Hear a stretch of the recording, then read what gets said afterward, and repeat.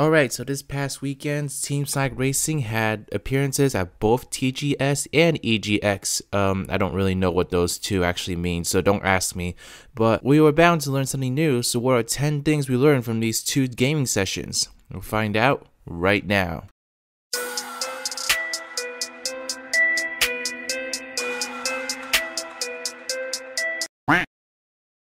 Hello beautiful people, my name is RidersDX and welcome to my channel where I cover all sorts of things Sonic and SpongeBob related. So first off, I just need to apologize because I'm a little sick right now, so my voice doesn't sound as I guess good as it usually does, if my voice sounds good at all. If y'all don't like the sound of my voice, then just keep that to yourself because my self-esteem is on the down low right now, so yeah. But I'm really kicking myself in the face because I was supposed to record this video yesterday, but I was a lazy piece of shit, so I didn't feel like doing it. And now I woke up today and my voice is like 10 times darker and like more deep, so that's what I get for being a lazy piece of shit. But anyways, welcome to the video. So as you all know, Team Sonic Racing has had appearances at both TGS and EGX this past weekend. And of course, we got some news about some different things about the game that we didn't know about. So I compiled a list of 10 things that we learned from both gaming conventions, and I'm about to go through that list right now. But before we get started, I have an article about this topic up at Sonic HQ right now as well, so you can find a link to that in the description box. I go into a little bit more detail about some of my findings there, so if you want to check that out, then please go ahead and click on that link in the description box. Also, please give this video a thumbs up if you like it, and subscribe to my channel if you like videos like these, you want to see more in the future. And also, I got some social media links. I got a Twitter and a Discord server, so definitely check those out too. But yes, let's go. Okay, and number one, so I'm gonna get the really obvious stuff out of the way that I'm sure everyone's heard of at this point, but you know what, I kind of have to include this just cause for completion's sake. So obviously at number one, we know that Eggman was reviewed on stream actually. So there was a stream going on, I think it was a TGS one. As I'm recording this, I'm pretty sure it's TGS, and they were showing off a video of Market Street, and there's a moment within the stream where you can see Eggman pass by Silver, and I'm gonna paste the clip right over here. And as you can see, Eggman is definitely in the game. We didn't really review his teammates because both of his teammates were the egg pawns, so I guess they were just placeholders for now. But obviously you can get a really good look at Eggman over here, and his vehicle is huge. Oh my god, it's huge. I'm glad it's huge because, you know, Eggman's a pretty big person, so he'll definitely be comfortable in that thing. But yeah, it's just huge. I feel like if he was driving next to me, he would just stomp on me, you know, kind of like one of those really big monster trucks. So better watch out for Eggman because he's gonna stomp on you, especially if you've been snooping as usual. Snooping as usual, I see. Okay, at number two, we got another really obvious thing that you all have probably heard of at this point, but Metal Sonic has also been reviewed to be a playable character in this game. So the news first broke out when someone from Sonic Stadium named Dave went to EGX Expo, and he was playing the demo, and then he saw this billboard in the game, and this billboard revealed that Metal Sonic was appearing in the game. And he talked to the staff members about it, and like he got confirmation there that Metal Sonic was a character, but he didn't break the news until he knew that it was okay to break it out, which was a nice thing actually, you know. There was really no benefit for him to just leak the news like that without Sega wanting the news to be out there, but then Sega just decided to review it during the panel, I'm thinking, that happened at EGX. So we now know that Metal Sonic is a character in the game.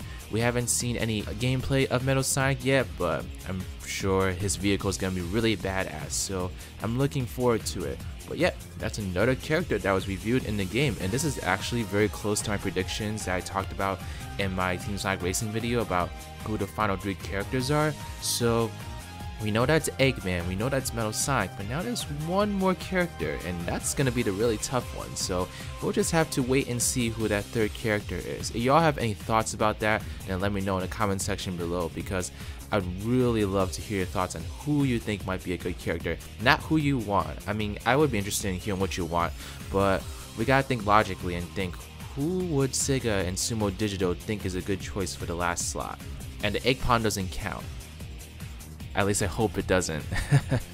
So at number 3, I actually forgot about this when I was recording the voice clip for the number 2 item, but it is actually revealed that the egg pawn does not count towards that 15 character slot, because during the EGX Expo panel, we heard from 3 people working on the game in Sumo Digital, and the woman said that only 12 of the characters have been reviewed so far. This doesn't include Eggman and Metal Sonic, so this clearly means that the egg pawns don't count towards this number, so I'm not even sure if the egg pawns are even selectable as characters, which, I don't know, I feel like if the egg pawn has already been designed to be an AI in the game, you might as well just make it a selectable character, you know, make your numbers higher. Even if it's just one more character, I don't see the harm in just adding the egg pawn into the mix.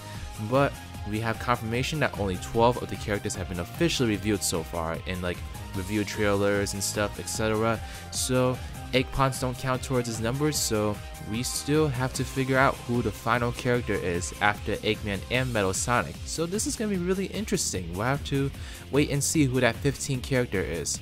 If I'm being honest, I'm getting the feeling that it's going to be Dudanpa, because I don't know, I know a lot of people want to see Infinite be in this game, but I think after Sonic Forces, I don't see Sega wanting to use Infinite for any future Sonic games afterwards. I mean, maybe they'll have a soft spot for Infinite like they had for Silver after Sonic 06, but I don't know, I just don't see Infinite being in this game.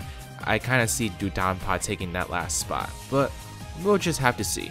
And number 4, we've gotten like snippets of this information beforehand, but now we actually have like basically everything we need to know about this. We know basically what makes the different character types different. That could have been phrased better.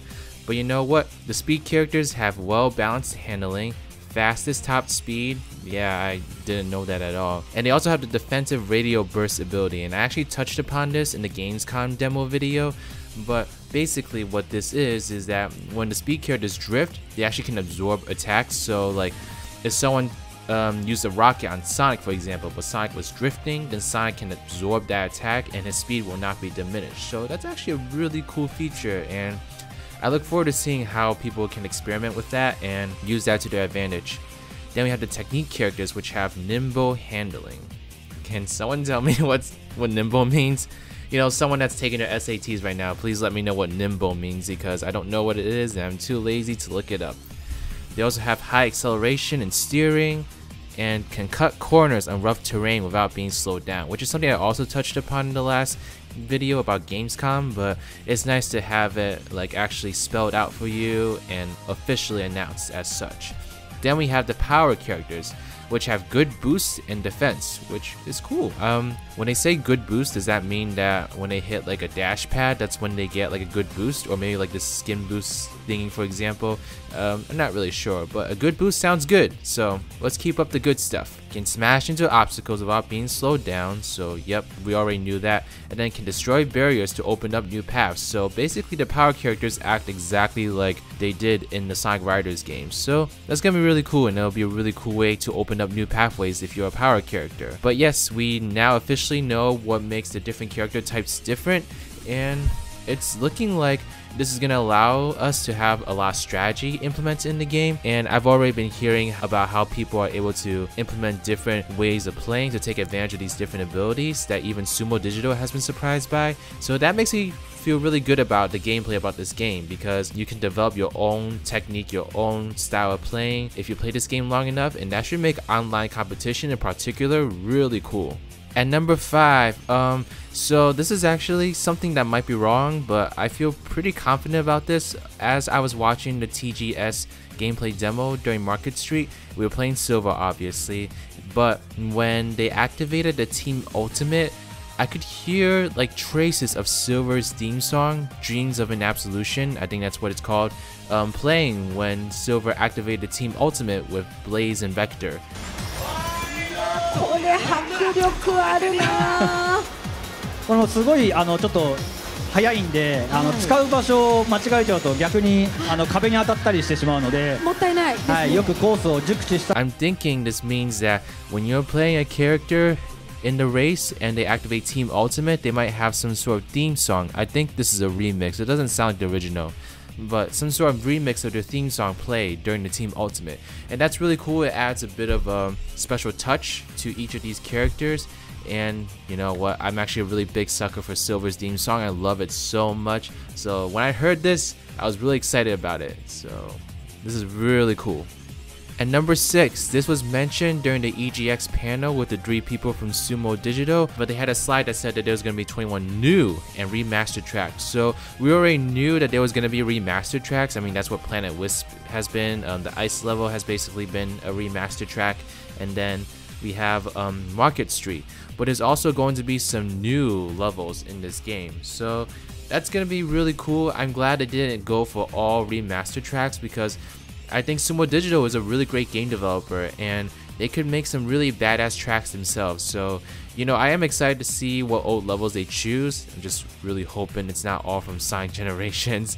But I'm excited to see what new environments we see from Sumo Digital then, because there are going to be new tracks. And I'm not really sure if the ice level counts as a new track or not, because, well, let's just go into the 7th item because this has something to do with the 7th item.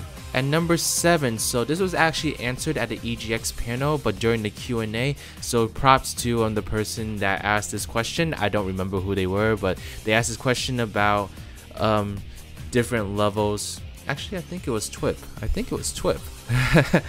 But whoever this person was, they asked about what games they were taking levels from, and obviously Sumo Digital didn't really review anything beyond what was already been reviewed.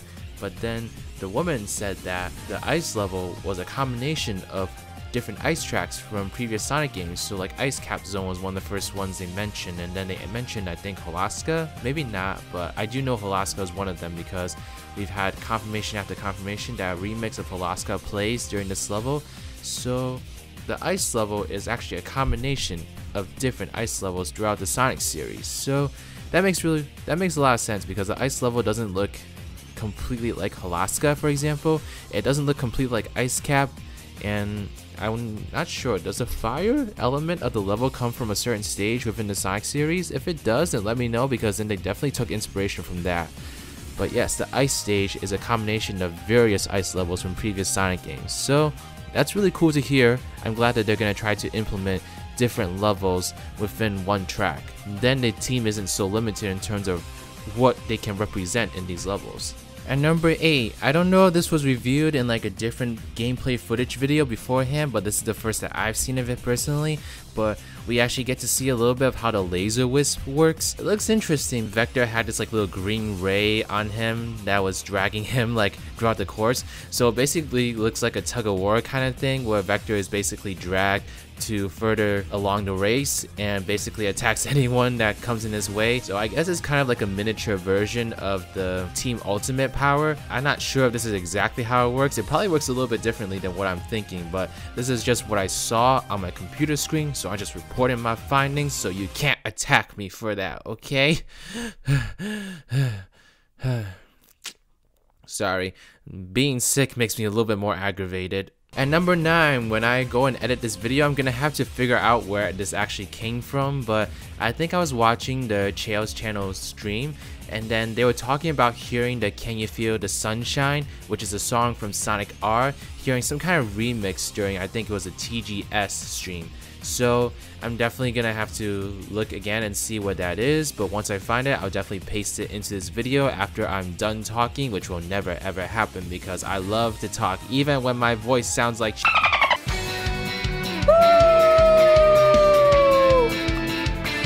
ガチームソニックレーシングをプレイしていただきますと、ただいまレースクイーンの2人が手にしておりますオリジナル。But yes, people have been wondering if there was going to be some kind of nod to Sonic R because the R in the Team Sonic Racing logo actually comes from the R that's in the Sonic R logo. So there was definitely going to be some kind of callback or some kind of incorporation of Sonic R in this game. And if it's really just as simple as featuring Can't You Feel the Sunshine as a remix in the game, then I'm okay with that. But I think that if they wanted to go even further and maybe include like Tails Doll or Metal Knuckles in this game, that would be the most badass thing ever, just saying. Especially Metal Knuckles. In fact, I think they should have a costume for Metal Knuckles for Metal Duckles.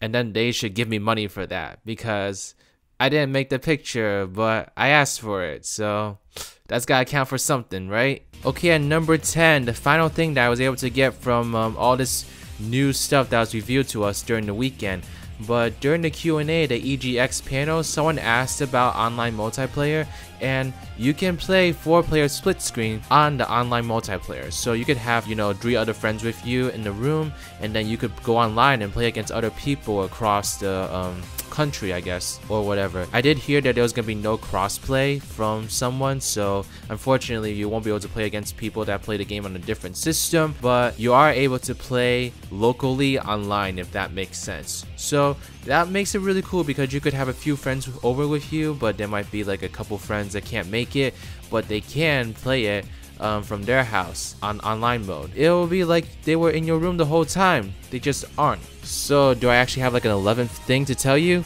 No. There wasn't anything else I was able to really get out of the TGS and EGX demo, but I will say this is something that I'm curious about. So throughout all 3 levels we've seen of Team Sonic Racing, there's only been Sonic and Shadow balloons appearing in the sky, and there's not even been like a Tails balloon, for example, or a Knuckles balloon, which is something I was surprised about because Tails and Knuckles are just as big of characters in this game as Shadow is. So it makes me wonder if from a story perspective, the story might have some really big emphasis on the rivalry between Sonic and Shadow. I don't know where I'm gonna go with this in terms of thoughts, but if you all have any thoughts about that, then let me know in the comment section below also. So this is not really an 11th thing, it's more like a question to leave my video with. Maybe a possible video idea? I don't know. If that's something y'all want me to talk about more, then let me know in the comment section below. But yes, thank you all so much for watching this video. I think this is shaping up to be my longest Team Sonic Racing video by far, so I'm so sorry about that. And actually my voice kind of came back throughout the video, so I don't know, maybe talking about Team Sonic Racing makes me more excited and brings my voice out of its shell. Anyway, give this video a thumbs up if you like it, subscribe to my channel if you like videos like these, you want to see more in the future. Go ahead and follow me on Twitter and join my Discord server if you would like. These are all options that you will always have as long as you stay subscribed to this channel. And even if you're not subscribed, these are still options that you should heavily consider. Alright y'all, that's everything. RidersDX is out. Bye bye.